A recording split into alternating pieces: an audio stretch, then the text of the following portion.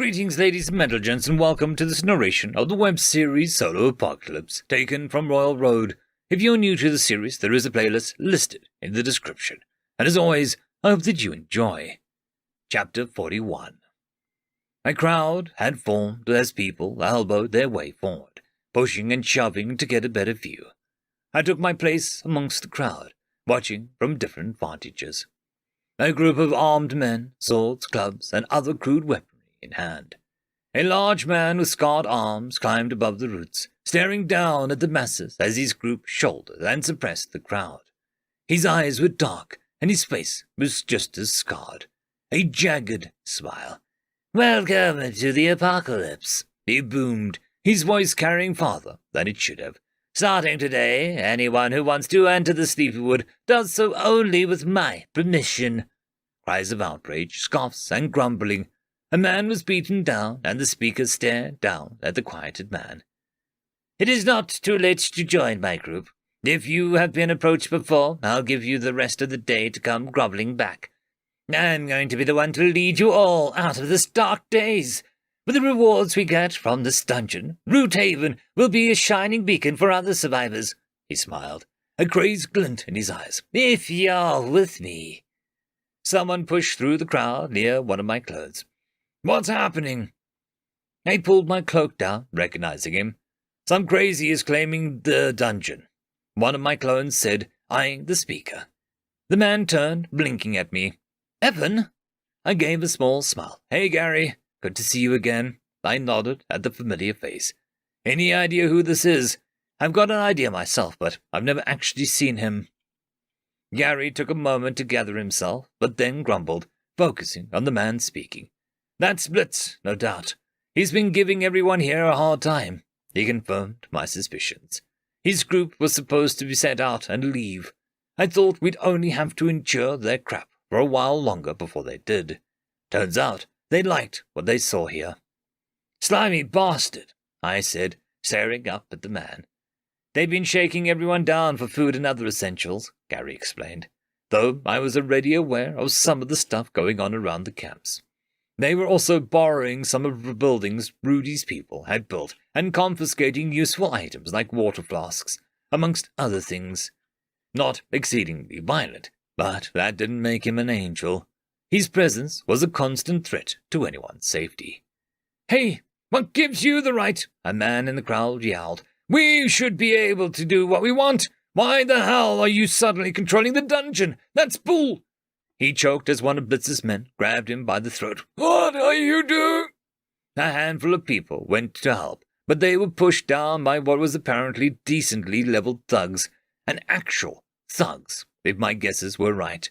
I recognized strength beyond the mundane at work.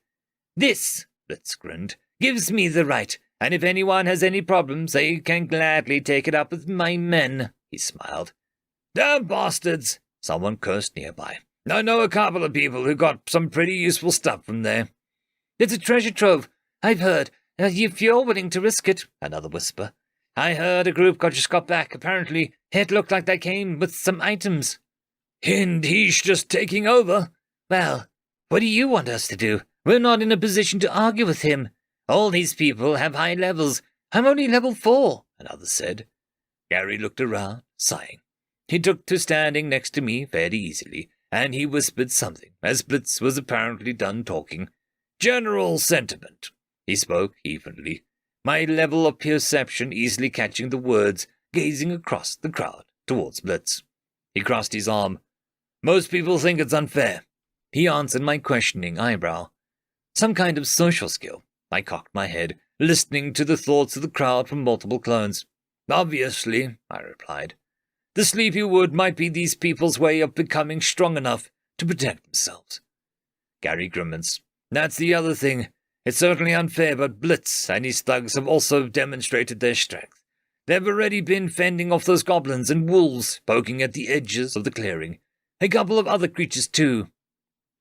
They think throwing their support behind them means protection," I said after a moment, following his logic. "Exactly. They're all high level," Gary nodded, then looked back at me, reconsidering. "Relatively high level, that is. With everything going on around the clearing, especially the field boss so fresh in everyone's mind, No one knows what to expect from the swamp, let alone the rest of the world. I sighed as 3 other versions of me relaxed their weapons, more than those in the crowd. There were others hanging around the roots. Even behind Blitz, a couple watched the entire procession. Blitz wasn't exactly the ideal outcome, but he wasn't the worst person that could have appeared. Besides that, injuring him, let alone in front of so many people, wasn't conducive to assuaging anyone's fears. Gary looked at me. "We'll handle it," he said. "These people won't take this sitting down. Everyone's already realized the importance of the dungeon. A couple of groups have already been showing off their rewards, not to mention their levels. I wasn't planning on doing anything anyway," I shrugged. "So long as people can take care of themselves, it's really not my problem. Now, if we was going to get around killing people, that would be different." "Didn't say you were," Gary said simply, watching Blitz step down. I followed his gaze, watching the man. A couple of my clones were close enough to listen in on his thoughts, near the front of the crowd. There they were jostling as wilder and shouting louder, but my mind could pierce it all to skim the surface of the man's thoughts. He faced everyone without a trace of fear, smiling and smug. There was a depth in his eyes, though, as he looked over everyone. "We need to be stronger than this, stronger than these weaklings. Look at them, too scared to step away from the crowd, cowed by a mere man. There are things worse than me that walk our world now." I watched him go, unable to disagree. End of chapter. I would quickly like to thank our Tier 5 patrons and channel members: Casper Arnholtz, Cam Maxwell, It's Difficult to Pronounce, Lord Arishikal, Dragzoon WRE, and Arcadian. Thank you very much.